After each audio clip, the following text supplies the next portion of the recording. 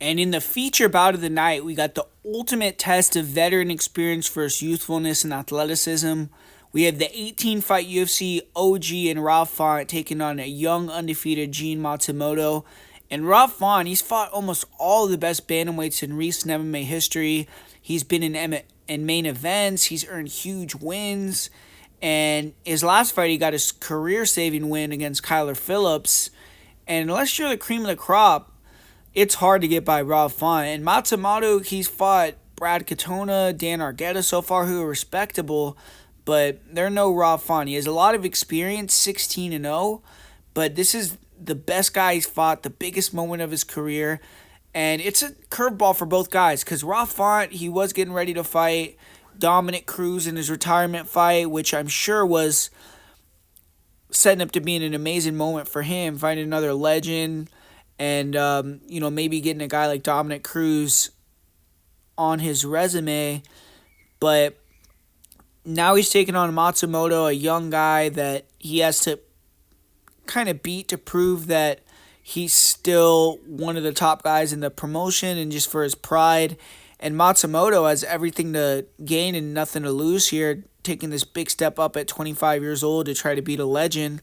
He was going to fight Chris Gutierrez on March 1st, I believe, or maybe March 11th. Sometime in March for sure, he was going to fight Chris Gutierrez. And obviously, that's a great fighter. It's another striker, but a kicker. So it's a way different matchup than Rob Font. And it's a little bit earlier for Matsumoto as well. So we don't know how he's going to do with the weight cut. It is at 140. So to me, that makes me think that maybe Matsumoto was a little bit heavy here, but they gave him a small allowance of 5 pounds, so we'll see if that helps him out. But man, I don't get this line. I mean, Rob Font as the underdog to Matsumoto. I thought it would be flipped here. I mean, Gene Matsumoto, he does have the pretty 16-0 record, but he hasn't really beaten any great opponents. You look at a lot of his wins, he's beaten a lot of wrestlers, guys that are more one-dimensional, tried to take him down, couldn't really trade in the pocket with them. And even those guys were landing pretty significantly in portions of the fight. And you watch his last fight with Brad Katona. There was a lot of back and forth in that one where Katona was landing pretty significant strikes.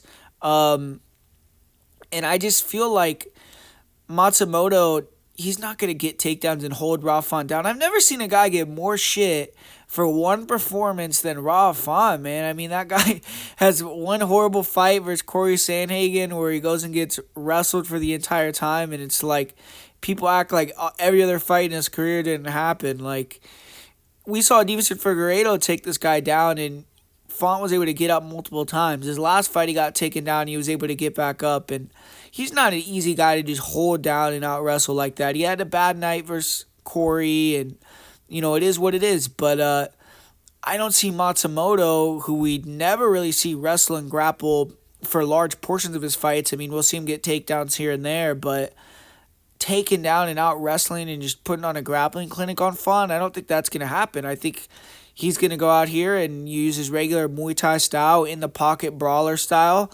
And you don't want to do that with Rob Font, man. I mean, Rob Font, this guy has insane pressure, elite boxing. He throws in combination. His uppercuts, his jabs are just sick. He has great defense. He'll come with a high guard. He's good at shoulder rolling. He'll kind of mix up the looks that he gives you. He's just a very awkward experience, technical, hard guy to fight on the feet. His volume and pressure are insane. And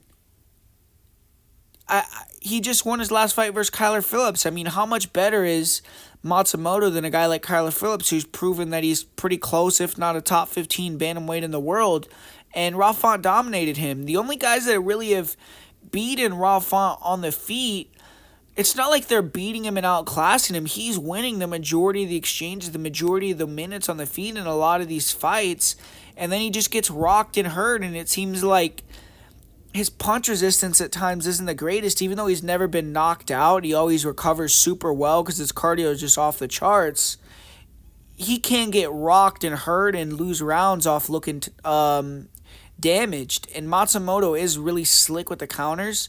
So, man, if he does land some sharp shots that Rock Fawn, and even though he doesn't have the same volume, maybe he could win on points like you've seen other guys do. But are you really comparing him to a Cheeto Vera, to a Jose Aldo at this point? I think it's a little.